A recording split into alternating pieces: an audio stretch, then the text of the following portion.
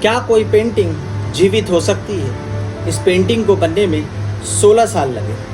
देखने में पेंटिंग बिल्कुल जीवित लगती है, हूबहू लगती है। उस पेंटिंग में वो महिला कौन थी? ऐसी क्या कहानी थी उस महिला के पीछे जो उसकी पेंटिंग बनाई गई?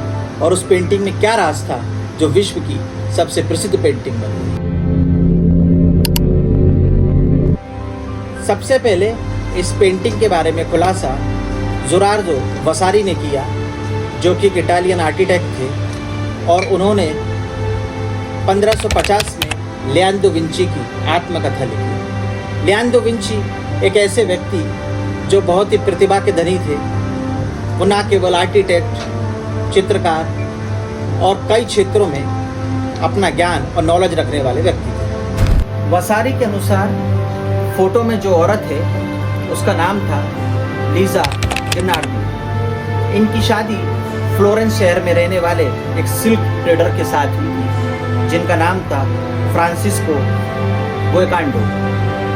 ऐसा बोला जाता है कि फ्रांसिस गोएकांडो यह पेंटिंग अपने पत्नी के लिए बनवाना चाहते थे। इसका पहला नाम मोनालिसा इटालियन भाषा में मैडम को मडोना का यूज़ किया जाता है, और मडोना जिसका शॉर्ट फॉर्म निकल कर आया मोना, और फिर ये चित्र बन का नाम दिया गया मोनालिसा। और इसे फ्रेंच भाषा में ला जोकोंडो कहते हैं। लुब्रो म्यूजियम में जब आप इस पेंटिंग को देखने के लिए जाएंगे तो म्यूजियम में पेंटिंग के नीचे आपको एक बोर्ड दिखाई देगा, और उस बोर्ड पर लिखा हुआ है ला जोकोंडो, जो कि एक फ्रेंच भाषा का शब्द है। लियोनार्दो विंची को इस पेंटिंग में मोनालिसा के होठ बनाने में 12 साल का समय लगा। एक्चुअली वो इसके पीछे एक रिसर्च कर रहे थे। वो जानना चाहते थे कि व्यक्ति हंसता है तो उसके होठों पर स्माइल कैसे आती है। इसके लिए कई रातें उन्होंने अस्पतालों में और कई रातें मुर्दाघरों में बिता दी। वो एक्चुअली जानना चाहते थे कि होठों के अंदर ऐसा कौन सा मसल्स होता है जिससे कि होठों पर स्माइल आती है। इस पेंटिंग की खास बात यह है कि आप मोनालिसा के होठों के बीच पे देखेंगे तो आपको एक फ्लैट आउटलाइन दिखाई देगी। यही इस फोटो की खासियत है। इस पेंटिंग को बनाने में सुमाटो टेक्निक का प्रयोग किया गया है। सुमाटो पद्धति के कारण इस फोटो की तरफ आप ना भी देखें, इस पे फोकस आप ना भी करें, तो आप पाएंगे कि फ़ोटो आपको देखकर मुस्कुरा रही है। इस फोटो के अलग अलग भाव अलग अलग व्यक्ति को दिखते हैं। आज तक कोई इसके भावों को सुमाटो टेक्निक के कारण ही नहीं समझ पाया। यह पेंटिंग ना तो किसी कपड़े पर बनी है, ना तो किसी कागज पर बनी है, और ना ही किसी कैनवास पर बनी है।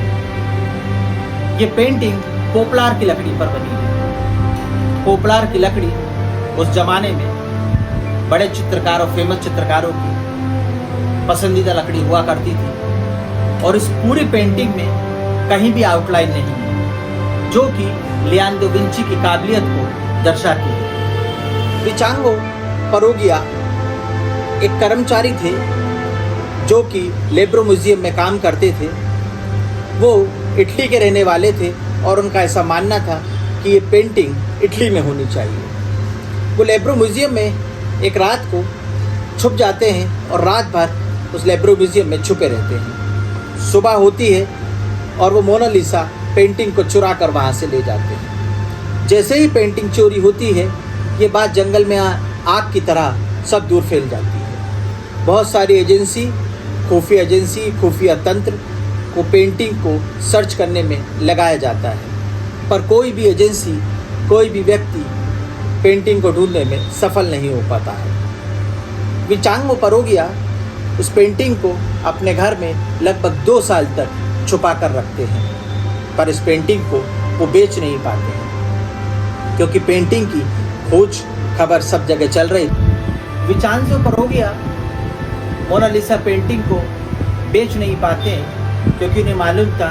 कि पेंटिंग चोरी की खबर सब दूर फैल चुकी। वो इस पेंटिंग को लगभग 2 साल तक अपने घर में छुपा कर रखते हैं। 2 साल बाद उन्हें मालूम पड़ता है कि पेंटिंग का एक डीलर है जो पुरानी पेंटिंगें खरीदता है। वो उसके पास जाते हैं और उससे बोलते हैं कि मेरे पास एक फेमस चित्र है मोनालिसा, क्या तुम इसे खरीदना चाहते हो? डीलर इस बात को सुनकर आश्चर्यचकित होता है और वो पहले इस बात की जांच करता है, अपना सेटिस्फाई होना चाहता है कि वाकई ये असली मोनालिसा का चित्र है या नहीं। वो उसके पीछे लगे हुए होल मार्क को देखता है और जान जाता है ये असली चित्र है। पर जिससे पहले वो डीलर उस चित्र को खरीद पाता, विचांगो परोगिया को पुलिस आकर पकड़ लेती है और इस पेंटिंग के चोरी के अपराध के लिए उन्हें 6 माह की सजा होती है। दोबारा इस पेंटिंग को अपने कब्जे में ले लिया जाता है और लुब्रो म्यूजियम में 4 जनवरी 1914 को इस पेंटिंग को दोबारा वहाँ पर रख दिया जाता है। लुब्रो म्यूजियम में पेंटिंग को सुरक्षित रखने के लिए तापमान 18 से 21 डिग्री रखा जाता है। इस पेंटिंग की खासियत यह है कि जब आप इस पेंटिंग को जितना सीरियस और गंभीर अवस्था में लगातार देखेंगे तो ये पेंटिंग आपको गंभीर दिखेगी। अगर आप इस पेंटिंग की खासियत जानना चाहते हैं तो आप पेंटिंग के फोटो की तरफ ना देखें। जब आप मोनालिसा की पेंटिंग में उनकी आंखों में देखेंगे तो ये पेंटिंग आपको मुस्कुराती हुई दिखाई देगी। सबसे खास बात यह है कि लियोनार्डो विंची ने इस पेंटिंग को जब बनाया तब इस पेंटिंग को कोई नहीं जानता था, कोई इसकी खासियत नहीं जानता था, लोगों की कोई दिलचस्पी इस पेंटिंग को देखने में नहीं। इस पेंटिंग को पूरे विश्व में फेमस करने का श्रेय विचांजो परोगिया को जाता है, क्योंकि उनके द्वारा इस पेंटिंग को जब चुराया गया, इसे बेचने का प्रयास किया गया और पुलिस ने जब उनको पकड़ लिया और पेंटिंग रिकवर हो गई और वापस लुब्रो म्यूजियम में लाकर रख दी गई, तब ये बात सब लोगों को पता हुई और धीरे धीरे लोगों की दिलचस्पी इस पेंटिंग को देखने के लिए जागी। असलियत में इस पेंटिंग को बनाने का श्रेय लियोनार्डो विंची महान कलाकार को जाता है, पर फेमस करने का श्रेय विचांजो परोगिया को जाता है। आज भी आप लुब्रो म्यूजियम में जाएंगे तो आज भी प्रतिदिन लोगों की भीड़ इस पेंटिंग को देखने के लिए उमड़ती है और ये कहना बिल्कुल सही है कि आज की तारीख में जब से पेंटिंग बनी और आज तक लियोनार्डो विंची के द्वारा जो कृति बनाई गई मोनालिसा, आज तक ऐसी पेंटिंग विश्व में नहीं है।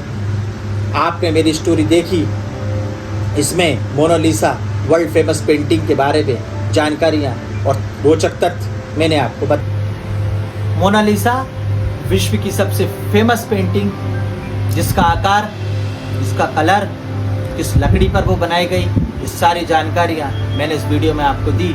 वीडियो अच्छी लगे तो लाइक करें और शेयर करें और उन लोगों तक भेजें जिनको ये जानकारी बताना चाहते हैं। और आप चैनल पर पहली बार आएँ तो सब्सक्राइब करें ताकि ऐसी अन्य वीडियो आपको देखने को मिलती रहे। नमस्कार, जय हिंद, जय भारत।